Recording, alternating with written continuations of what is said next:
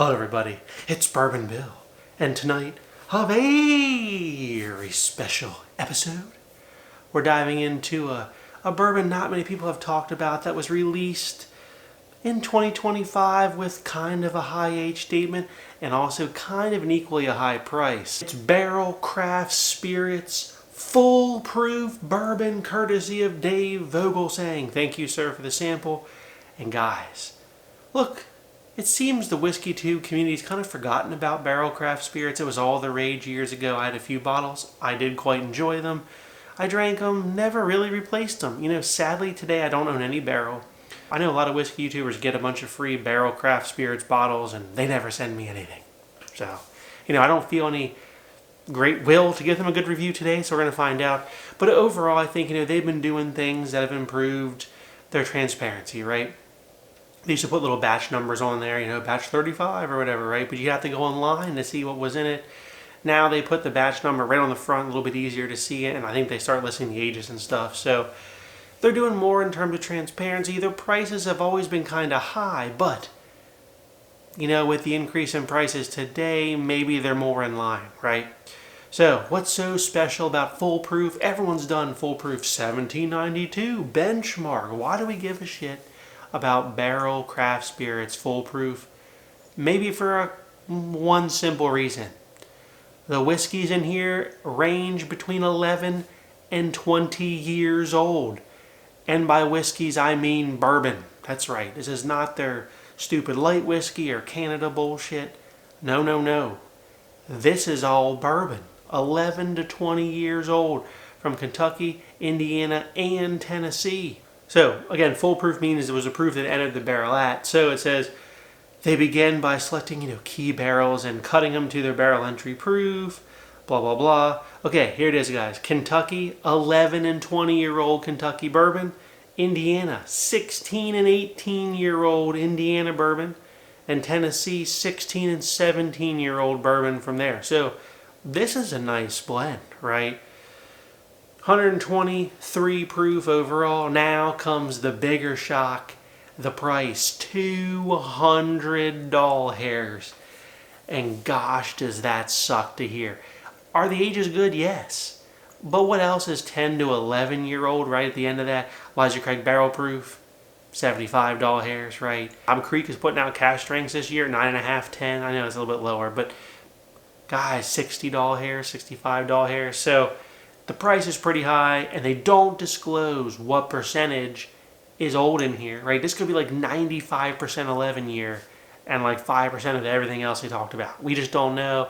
I don't think that's going to be the case, but we just don't know. 200's pricey. Now, enough jabbering. You want to know how it is? Let's find out. All right, for 11 to 20-year-old, 123 proof whiskey, color, medium. It's not super dark, but it ain't super light. All right. On the nose, thank you again, Dave, for the opportunity to try this. On the nose. Man, it does smell pretty good. Gotta say, it smells pretty good. I'm getting like a stone fruit note, caramel, oak. Singe in the nostrils. It really is. There's nuanced layers here that you gotta just tease on out of it, you know? I'm liking the predominant stone fruit over top of the caramel and the oak here.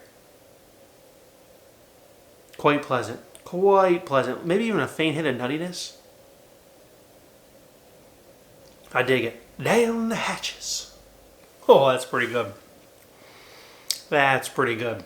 Oh, I do enjoy that.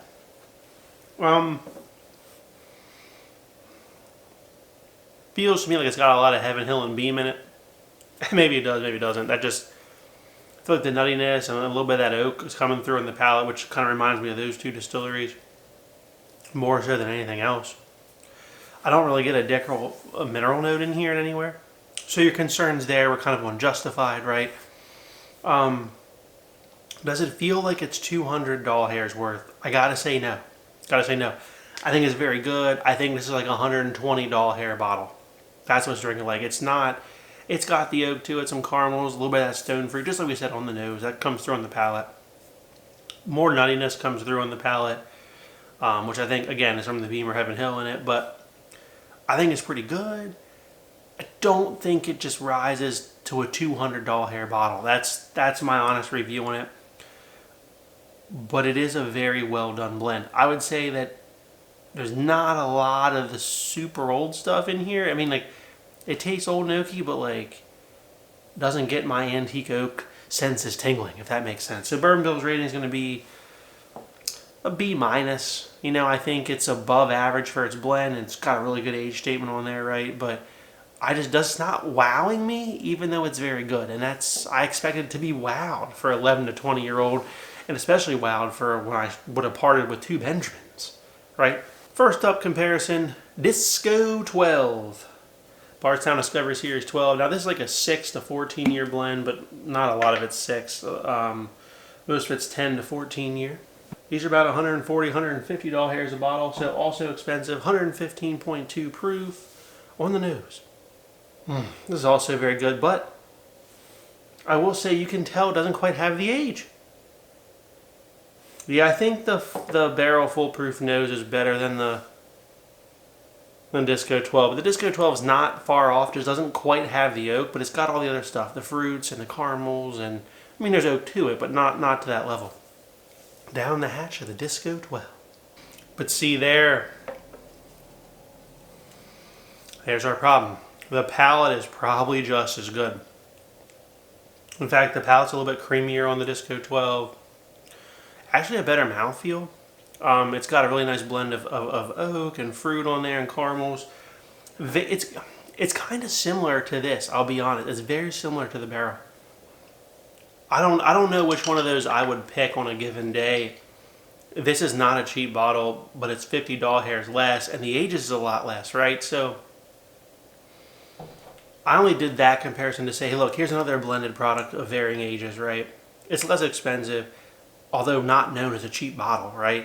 It's less expensive, and like, depending on your nuanced flavor profile, it's kind of on par with that, right? I mean, yes, the Foolproof's got a little bit more oak, which we enjoy, but not $50 hairs more worth of oak, right? How about a little Elijah Craig B524, which was my winner from last year. 11 year, 2 month at 130.6 proof. Got more proof. The age statement is technically the same because they both have to state 11, even though we know that the Barrell's 11 to 20. Pour the Elijah Craig up here in the mini.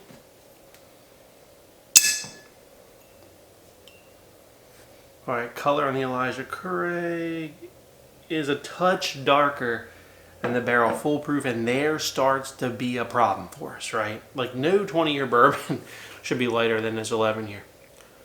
Elijah Craig Barrel Proof B524 on the nose.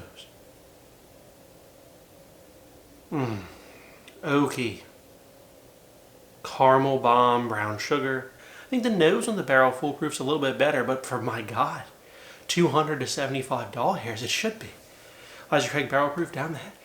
And it's all over on the palate, folks. Elijah Craig Barrel Proof is so much richer, delivers so much more oak and just aged flavor. Caramels, the oak, a little bit of red fruit kind of just dances together perfectly on the Elijah Craig Barrel Proof. I think it's better than this Foolproof. Foolproof down the hatch. I gotta say they're like even. And that is really all we need to talk about for this video. $75 hairs.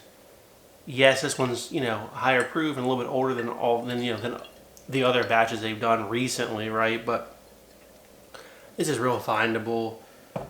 $200 for the Barrell Foolproof. Look, it's good. It's good. Don't get me wrong, but it's outclassed and clearly outpriced. So I see Barrell's still up to Barrell things, overpricing some stuff.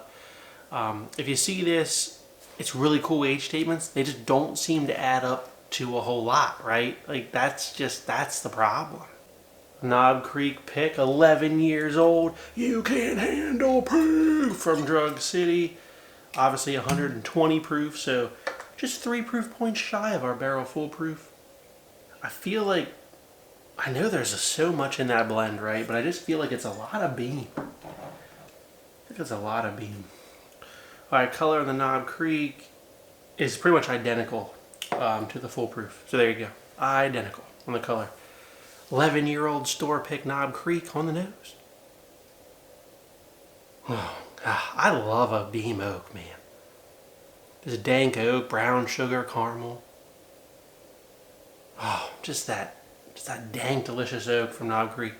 Honestly, blind for blind here, this foolproof smells like an 11-year Knob Creek pick, which is a problem because those were like $70 hairs, right? I mean, $65, $70 hairs, $200, but they smell identical. Yeah, I'd say the majority of that blend's got to be beam. All right, down the hatch on the Knob Creek. Oh, just so perfect. 11-year-old Knob Creek. What's not to like? We already said it. What we got in the nose, what we got on the palate. Back to the barrel full. Much like the Heaven Hill, we're at a draw here. They're pretty close to each other. And again, that just seals the deal that the Barrell is not going to get a good... It's a don't buy. It's a don't buy, I'm sorry. I gave it a B-, but it's really like a C- because it doesn't even beat an 11-year Knob Creek store pick. Doesn't beat Elijah Craig Barrel Proof B524. You know, definitively. I mean, your palate, you might prefer it slightly, but gosh, 200 versus 75, guys. It just doesn't add up. And, you know, the Bardstown Disco Series, while younger, I thought was equally as good. You know, it didn't have as much oak, but it had some other good attributes. So, and that's 150, right? That's no screaming bargain. My point is, 200 is just too much.